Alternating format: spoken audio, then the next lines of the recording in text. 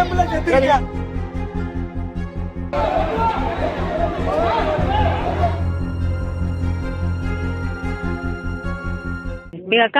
அக்கா பேர் வந்து ஜெனிஃபர். அந்த பிள்ளைக்கு 22 வயசு ஆகுது. அந்த பிள்ளை வந்து ஒரு 8 மாசத்துக்கு முன்னாடி லவ் மேரேஜ் பண்ணிட்டு போயிடுச்சு.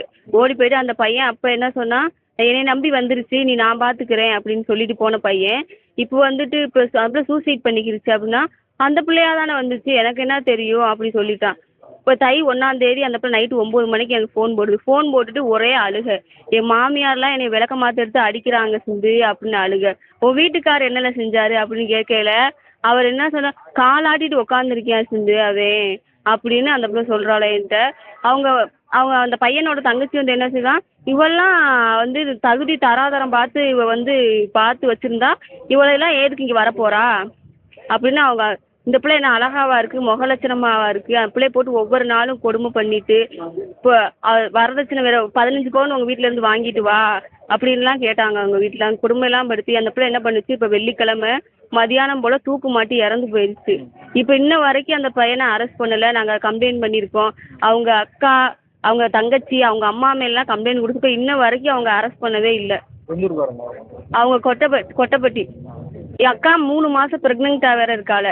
இன்ன வரைக்கும் அதுக்கு எந்த இதுவுமே இல்லை. அந்த பையன் இன்ன வரை வந்து பார்க்கவே இல்லை. அவங்க குடும்பத்துலேருந்து யாருமே இன்ன வரைக்கும் வர கிடையாது. இப்போ வரையும் அவங்க போய் அரசும் பண்ணல இன்னும். அப்போ இதுக்கு ஒன்று போலீஸ் இப்போ என்ன நடவடிக்கை இருக்குது, இப்போ நாங்கள் என்ன பண்ணுறது? அம்மா என்ன சொல்லியிருக்காங்க, என் பொண்ணுக்கு 25 பவுன் நகை போட்டு கல்யாணம் பண்ணல, அது மாதிரி நீ போய் 25 பவுன் நகை வாங்கிட்டு வா உங்கள் வீட்டில். டெய்லியும் டார்ச்சல், சாப்பாடு சாப்பிடும் போதெல்லாம் டார்ச்சல் பண்ணியிருக்காங்க. இந்த பையனை கேள்வி, உன்னைய நம்பி தாண்டா வந்தேன் அப்படின்னு கேள்வி கேட்டால் அவங்க அம்மா அவங்க தங்கச்சி பக்கம் நின்றுட்டு இந்த பிள்ளைய அவ்வளோ டார்ச்சல் பண்ணி மன உளைச்சல் தாங்க மாட்டாம இவங்க என்ன பண்ணுனாங்கன்னு தெரியல.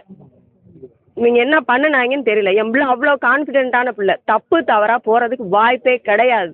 அந்த பிள்ளை சூசைட் அட்டன் பண்ணுற பிள்ளையே கிடையாது. எங்களுக்கு நியாயம் வேணும். அவங்க 3 பேரை அவங்க அம்மா டார்ச்சர் பண்ணியிருக்காங்க, அவங்க பொண்ணு, அவங்க தங்கச்சி, அந்த பையனோட தங்கச்சி டார்ச்சர் பண்ணியிருக்காங்க. அவனும் அதிகமாக ட்ரிங்க்ஸ் எடுத்துகிட்டு வந்து நைட்டில் ஒரு மாதிரி கெட்ட வார்த்தைகள் பேசிட்டு, ஒரு மாதிரி ஏதாவது பேசிட்டு அந்த பிள்ளைய ரொம்ப டார்ச்சர் பண்ணியிருக்கான், அடிச்சிருக்கான். இந்த இடத்துல எல்லாம் காய இருக்கு, இங்கே காய இருக்கு, இந்த தலையில எல்லாம் மண் ஒட்டி இருக்கு. சூசைட் அட்டன் பண்ண பிள்ளை, தூக்கு போட்ட பிள்ளைக்கு எப்படி தலையில மண் இருக்கும்? எங்களுக்கு நியாயம் வேணும். அவங்கள அரெஸ்ட் பண்ணா நாங்கள் எங்கள் பிள்ளைய வாங்குவோம். கண்டிப்பா இது கொலை தான். அவங்க அம்மா பேர் வந்து சின்னம்மாள், அவங்க தங்கச்சி பேர் வந்து சரோஜினி, அவங்க அந்த பாப்பாவை கல்யாணம் பண்ண பையன் பேர் ஜெயபாலன். அவங்க அப்பா அதுக்கு மேலே பேசுகிறாங்க. அவங்க அப்பா பேர் வந்து ராமகிருஷ்ணன்.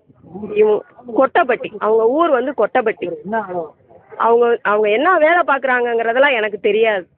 அவங்க லவ் மேரேஜ் பண்ணிட்டு போனதுனால நான் கொஞ்சம்